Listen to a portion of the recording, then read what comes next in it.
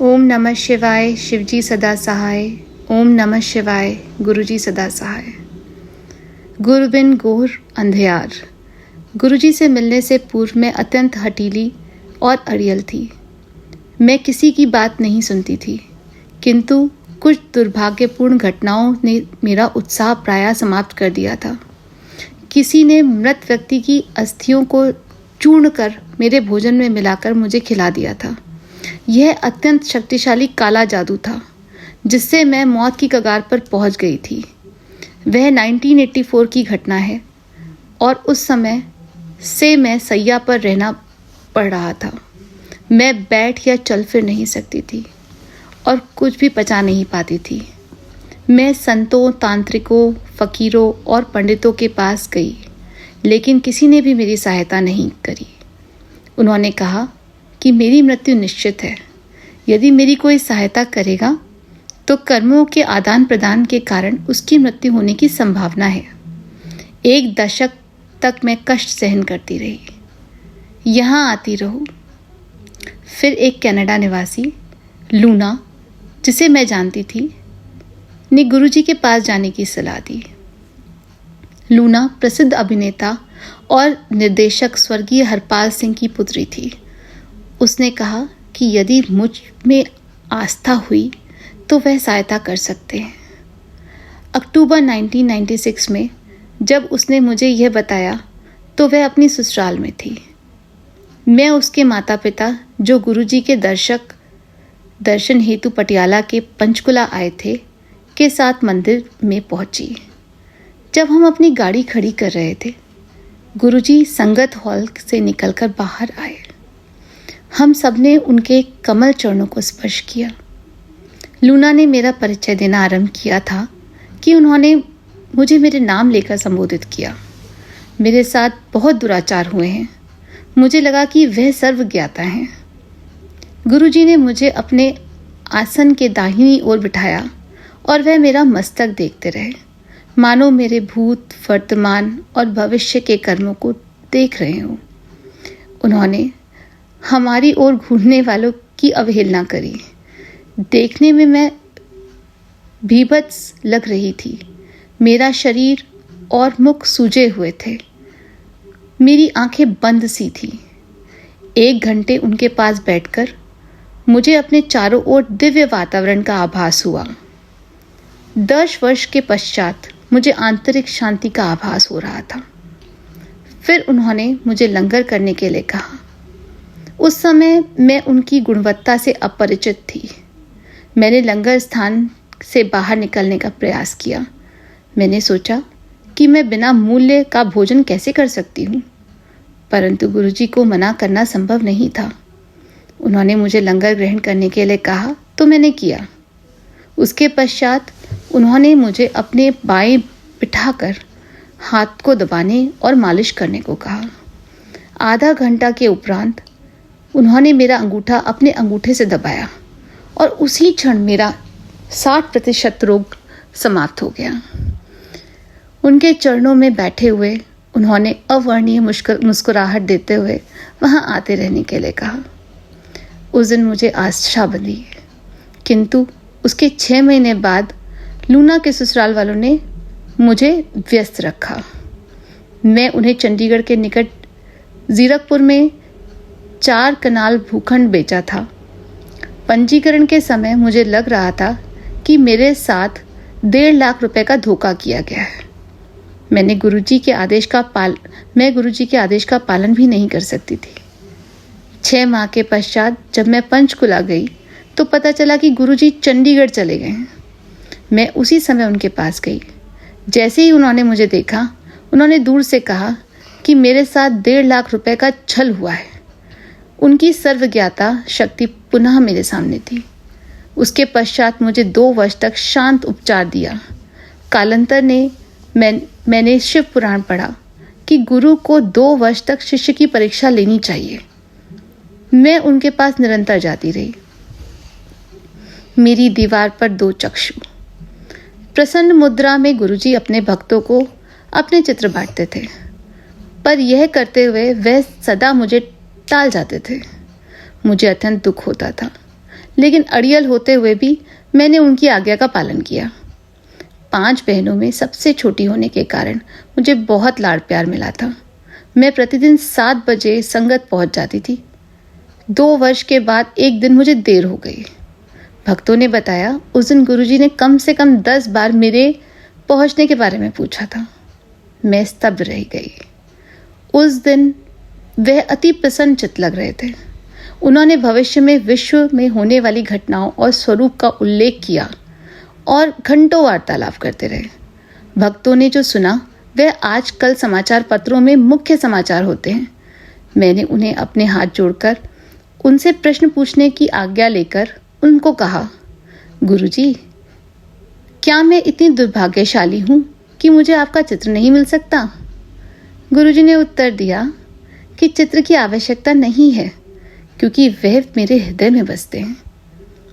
इस कथन ने मुझे सोचने को प्रेरित कर दिया।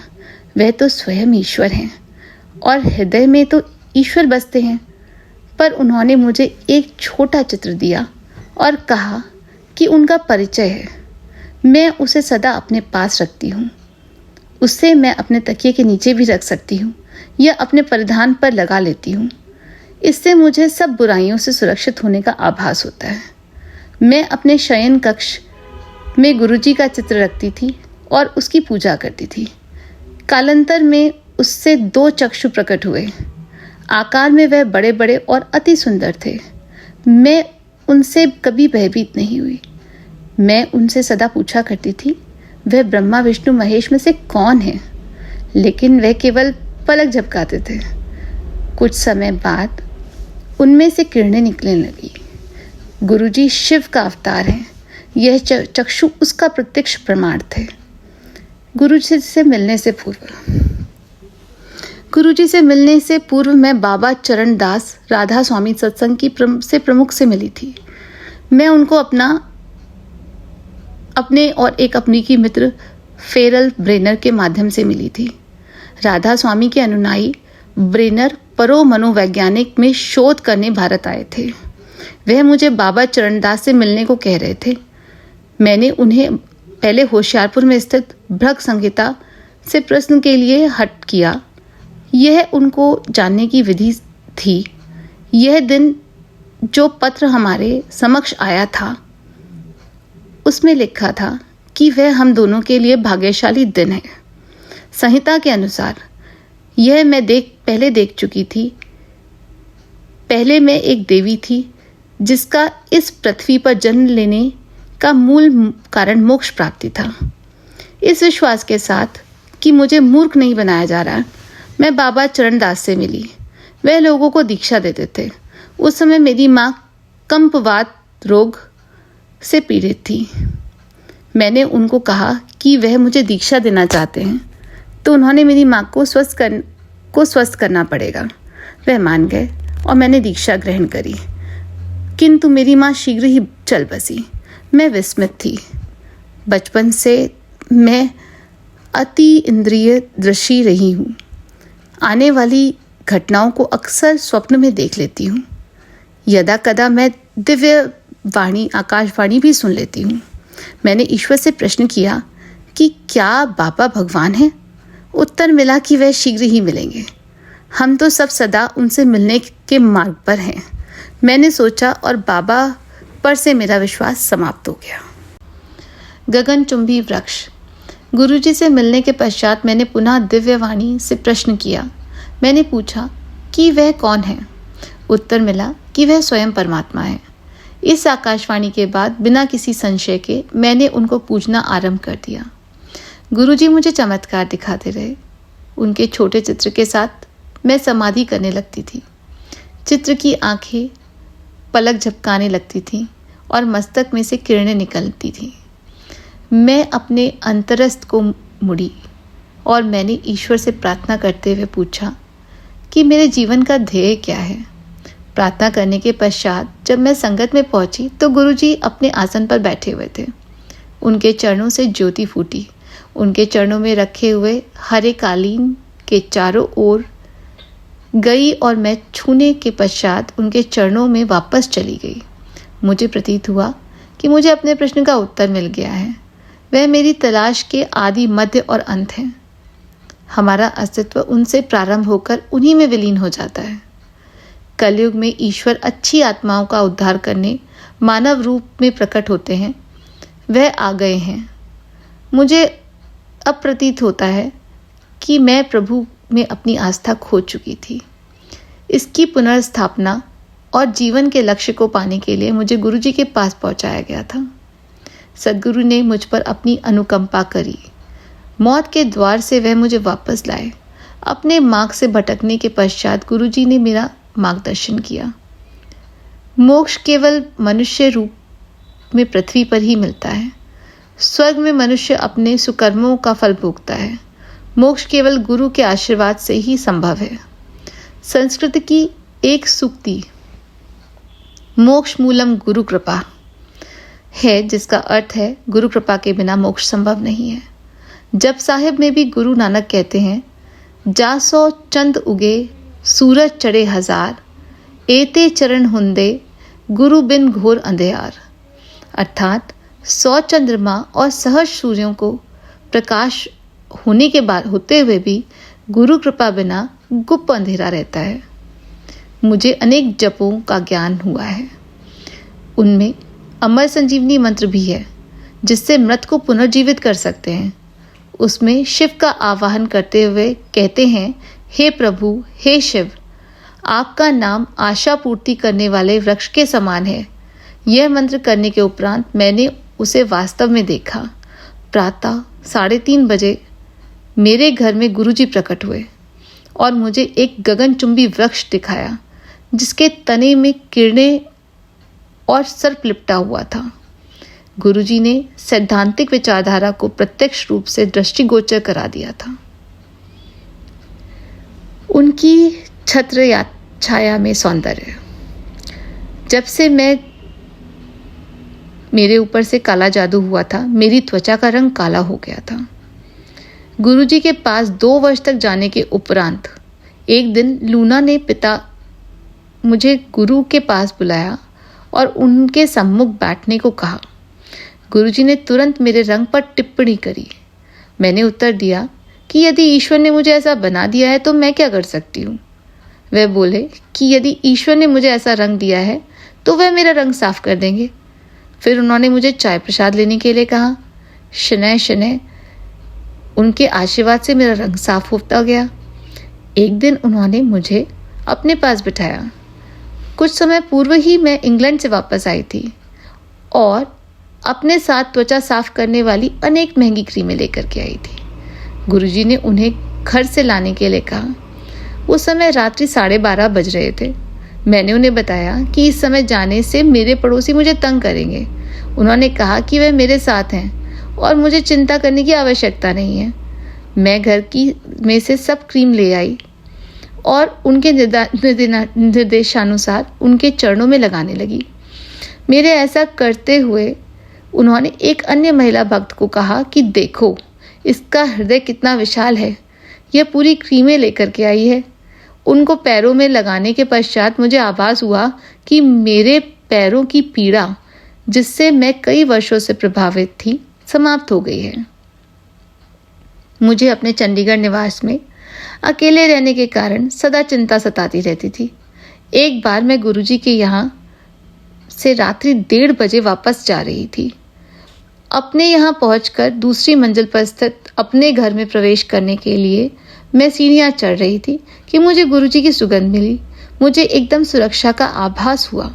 मैंने अपने पीछे दरवाज़ा बंद ही किया था कि मुझे किसी के खांसने की आवाज़ आई। मैं अत्यंत भयभीत हो गई थी। कौन हो सकता है? क्या कुछ चोर घर में घुस आए हैं? उस पूरी रात में सो नहीं पाई। अगले दिन जब गुरुजी के पास गई तो उसी प्रकार से खांसे। मुझे ज्ञात हो गया कि रात को वही घर पर आए थे। यह जानकर कि गुरुजी घर बार बार आ रहे हैं, विशेष पर अमृत वेला के समय पर मैंने घर के पर्दे बदलने का निश्चय किया, परंतु यह करते हुए मैं गिर पड़ी। मेरी रीढ़ की अस्थि में पहले चोट थी और अब यह हो गया। जब उनके लिए मैं पर्दे लगा रही थी, मुझे नींद आ गई। स्वप्न में मैंने देखा गुरुजी 2 भक्तों के साथ घर आए हैं। उन्होंने वातानुकूल यंत्र को बंद करने के लिए कहा क्योंकि मैं गिर गई थी। जब मैं जगी तो एसी के साथ 2 पंखे भी बंद थे। गुरुजी अपने भक्तों का इतना ध्यान रखते हैं कि जब वे ध्यान रखते हैं वे वास्तव में ध्यान रखते हैं। एक अन्य दिन जब मैं संगत से वापस आ रही थी तो अचानक एक गाय मेरे कार के सामने आ गई। मैं केवल गुरुजी चिल्लाई और बच गई। घर पहुंचकर पता चला कि गुरुजी ने भक्तों को मुझे निरंतर फ़ोन करने के लिए कहा हुआ था। उन्होंने मुझसे फ़ोन पर बात करके मेरा हालचाल पूछा। एक बार पंचकुला के निकट सकेत्री में स्थित शिव मंदिर में मैं वापस आ रही थी तो रात अधिक हो गई थी। अकस्मात मेरी कार में से दाहिना पहिया एक नाली में फंस गया। जितना भी एक्सीलेटर दबाऊं वह टस से मस नहीं हो रहा था। इस प्रकार मैं कोई आधा घंटा अटकी रही होंगी कि मैं एक बस को तीव्र गति से अपनी ओर आते देखा। मैं गुरुजी को आवाज़ लगाई और तुरंत वह पहिया बाहर आ गया। सुरक्षित मैं पुनः सड़क पर आ गई थी। गुरुजी ने केवल मेरे भौतिक अपितु भावनाओं का भी विशेष ध्यान रखा। चंडीगढ़ में मैं शारीरिक शिक्षा महाविद्यालय में पढ़ाती थी। वहाँ के शिक्षकों को कला विभाग से असंतोष था और उनका व्यवहार द्वेषपूर्ण रहता था। एक दिन मैं उनके कटाक्ष और सहन नहीं कर पाई और अपनी कार में बैठकर रो रही थी। तुरंत गुरुजी की कार में सुगंध से भर गई और अपनी भावुकता से बाहर निकल आई। एक भूतपूर्व प्रशासनिक अधिकारी सरदार मनमोहन सिंह मेरी सहायता करते रहते थे। सेवानिवृत्त होने के बाद उनके मस्तिष्क के कोषाणु नष्ट होने लगे थे। अक्सर वे भाषण देने लगते थे और उनको घर पर बांधकर रखना पड़ता था। क्योंकि उन्होंने मेरे पर अनेक उपचार किए थे, मैं उनका यह ऋण चुकाना चाहती थी। मैंने यह गुरुजी को बताया तो उन्होंने उनकी पत्नी को ताम्र लोटा लाने के लिए कहा और उसे अभिमंत्रित किया। मैं उनको गुरुजी के पास लेकर आई थी। गुरुजी ने उन्हें अच्छी नींद लेने के लिए कहा और उस रात उन्हें एक लंबे अंतराल के बाद गहरी निंद्रा आई। श्री गुरु ग्रंथ साहिब का संदेश। एक दिन गुरुजी ने सरदार मनमोहन सिंह जी की पत्नी को चवन खरीदकर बृहस्पति और शुक्रवार को अपने घर पर सेक्टर 44 के निहंग गुरुद्वारे में दान करने के लिए कहा। यह करने के उपरांत उन्होंने गुरु ग्रंथ साहिब का उस दिन का संदेश पूछना था। यह उन्होंने तो नहीं किया, किंतु मैंने किया। किशोर ने पवित्र ग्रंथ से शब्द निकालकर मुझे दिया। उनके अनुसार ईश्वर पहले भी पूर्ण थे, अब भी हैं और सदा रहेंगे। चंद्र और सूर्य उनकी आज्ञा का पालन करते हैं और जो निर्मल हैं वह उनको ही दिखाई देते हैं।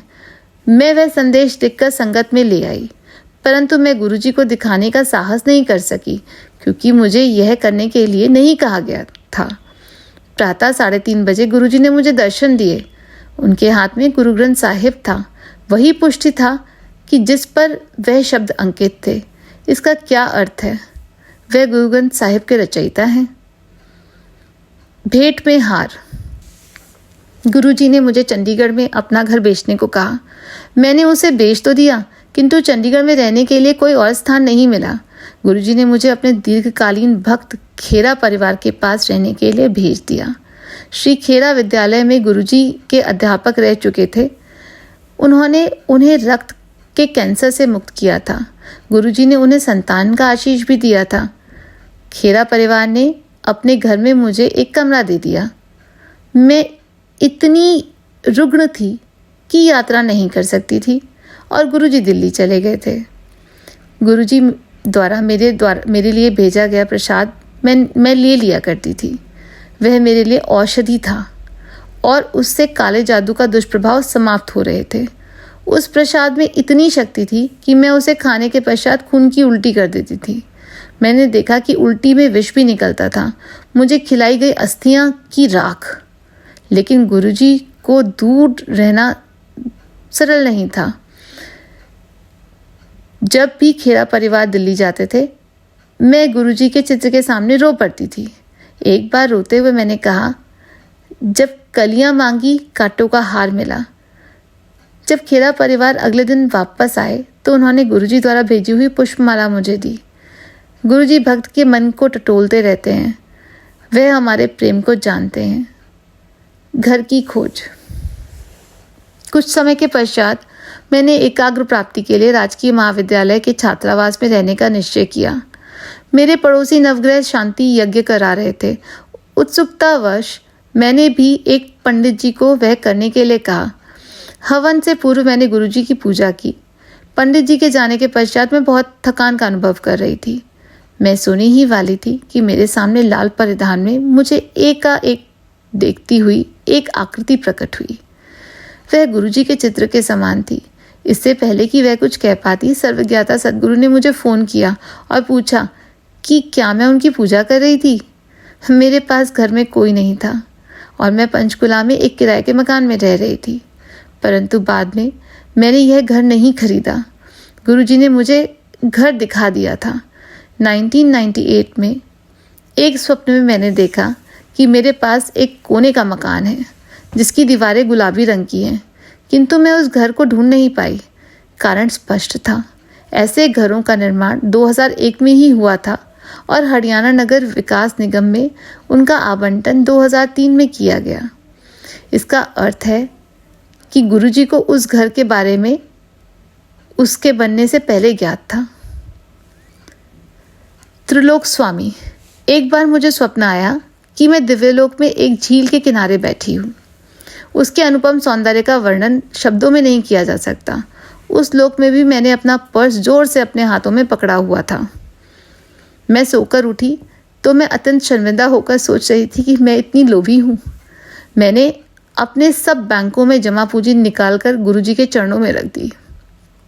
उन्होंने कहा कि उन्हें इस निरर्थक कागज़ों से की कोई आवश्यकता नहीं है और मुझे वापस ले जाने के लिए कहा। रात बहुत हो चुकी थी और मैं चिंतित थी, किंतु गुरुजी ने आश्वासन दिया कि वह साथ हैं और कोई अनहोनी नहीं होगी। मार्ग में मैं एक भक्त के घर चाय के लिए रुकी, परंतु गुरुजी ने मना कर दिया। मुझे अपनी कार के आसपास कुछ अवांछित तत्व दिखाई दिए थे और मैं सीधा घर आ गई।